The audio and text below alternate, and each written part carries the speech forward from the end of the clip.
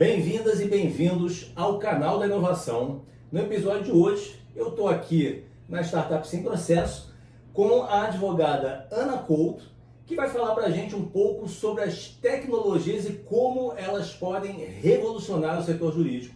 Ana, muito obrigado por me receber aqui hoje. Eu que agradeço. Para a gente fazer essa entrevista para o canal da inovação. É um grande prazer estar aqui com você hoje. Ana, vamos falar um pouquinho sobre a área jurídica no Brasil, né? A gente tem um setor que o índice de satisfação é bastante baixo, né? Com uma demanda super elevada de processos, e a gente vê que mesmo demorando um grande tempo para as causas resolverem, as partes no final, a chance delas não serem satisfeitas é grande. Então eu queria que você falasse um pouquinho, né, sobre os gargalos desse setor no Brasil. Claro. Então, eu diria que o principal gargalo, na verdade, é a própria estrutura do Poder Judiciário que a gente vê, principalmente no sistema brasileiro. E aí eu acho importante trazer algumas estatísticas, né, para todos os nossos ouvintes se situarem também no setor jurídico, como que funciona. Recentemente foi divulgado o relatório da Justiça em Números pelo Conselho Nacional de Justiça, tendo como referência o ano de 2023. De acordo com o relatório, foram registradas mais de 80 milhões de processos, tá? Aguardando algum tipo de solução definitiva. O que já mostra pra gente o volume realmente muito grande, né, de processos que a gente tem atualmente, que é o grande desafio para os advogados, para o poder público, para todas as partes envolvidas no processo. E também a necessidade de você ter um custo elevado para suprir essa demanda, né? Então, estima-se que o Brasil julga 4 vezes mais ações do que os países europeus, por exemplo, né? É um dado aí realmente relevante. E por conta disso, o custo do nosso Poder Judiciário é muito elevado. Então, também trazendo uma estatística do Tesouro Nacional, tendo como referência o ano de 2022, foram analisados 53 países dentre economias emergentes e economias ali mais avançadas.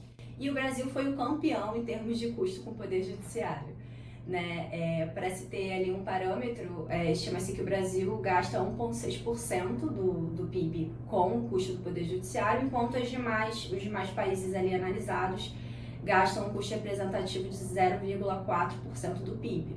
Ou seja, o custo do Brasil é 4 vezes maior, né? Então, a gente tem um cenário, né, de alto custo do Poder Judiciário, e de uma morosidade, uma demora de você ter um tipo de retorno. Então a gente tem uma população brasileira má atendida nesse setor, o que realmente traz a necessidade de você aderir tecnologias, soluções inovadoras para lidar ali com volume de processos, né? Soluções que vão te ajudar a manusear esses casos, gerir esses casos e dar também uma tratativa para esses casos. E por consequência você vai ter um índice de satisfação maior, né, da nossa população e até por consequência vai poder proporcionar uma justiça melhor e mais acessível, né, para a população. Perfeito. E quais são, né, as tecnologias que podem impactar, que podem revolucionar a área jurídica, né? Não só no Brasil, mas no mundo? E aí quando eu falo de tecnologias, não só aquelas mais avançadas como a inteligência artificial, está sendo muito utilizada hoje, né? Mas também aquelas que já são utilizadas há décadas, que permitem a gestão, arquivamento, distribuição e compartilhamento e também a intermediação, né? Então, eu vou começar falando um pouco da inteligência artificial, especificamente a generativa, porque eu entendo que essa realmente é um grande divisor de águas para o setor jurídico. Diferente dos outros setores da economia, que já são mais adeptos a novas tecnologias, enfim, o setor jurídico é um setor mais tradicional e é um setor que ainda não chegou ali num momento de ponto de inflexão de uma inovação realmente transformadora, implementação de uma tecnologia transformadora no setor. Isso por alguns motivos, porque é um setor que depende de uma análise ali de profissionais, né, específicos ali por área, e também porque os dados jurídicos são dados não estruturados, o que dificulta muito o tratamento desses dados para você implementar algum tipo de solução ali para tratamento, né, dessa base de dados. Então, a inteligência artificial generativa, né, que é uma espécie da inteligência artificial, ela, além de você conseguir, né, ter um aprendizado de máquina, você consegue criar coisas novas do zero, né? Então, para para todo mundo entender, eu li um relatório recentemente que fez uma comparação que eu acho que faz muito sentido. A inteligência artificial generativa é o Picasso no mundo da inteligência artificial, ou seja, a criação de coisas novas, né? Criação de textos novos, qualquer tipo de documento novo, enfim. E isso realmente para o setor jurídico representa algo muito significativo, porque o grande desafio do setor jurídico é tratar e criar coisas novas, né? Criar documentos, enfim, para tratamento dos processos. Só que além da inteligência artificial, existem várias outras tecnologias que já eram utilizadas e que são utilizadas no setor jurídico. A gente pode citar aqui os RPAs, né, que é a sigla em inglês, mas nada mais é do que a automação de robôs, que diferente da inteligência artificial, né, que tem um aprendizado de máquina, é simplesmente a reprodução de tarefas repetitivas. Então, por exemplo, né, agendamento de prazo, cadastramento de casos ali com campos que são padronizados, isso tudo você consegue fazer por meio de RPA e é uma prática que é muito utilizada no setor jurídico. A gente também pode mencionar a jurimetria e a análise de dados também, né? Então, com base na análise histórica, né, você consegue fazer estudos de previsibilidade de como aquelas demandas ali vão ser resolvidas. Então, eu vou ter um êxito ou vou ter uma perda nessa demanda? Qual vai ser o valor que eu vou perder aqui, né?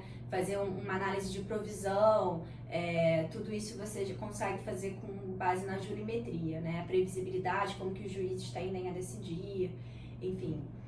E também a gente pode citar as plataformas ali de mediação e negociação online, que, né, a sigla em inglês eles são as plataformas de ODR, que nada mais é do que tecnologias, né, plataformas tecnológicas que se propõem a resolver conflitos fora do setor público, né, fora do Poder Judiciário. Então, ao invés de você recorrer a um tribunal para conseguir resolver uma demanda, você utiliza uma ferramenta tecnológica que vai te ajudar, seja negociando a negociação direta entre as partes, seja por uma mediação ou uma conciliação que tem a participação de um terceiro que é imparcial, seja a própria arbitragem. Existem alguns tipos de solução no mercado com essas perspectivas.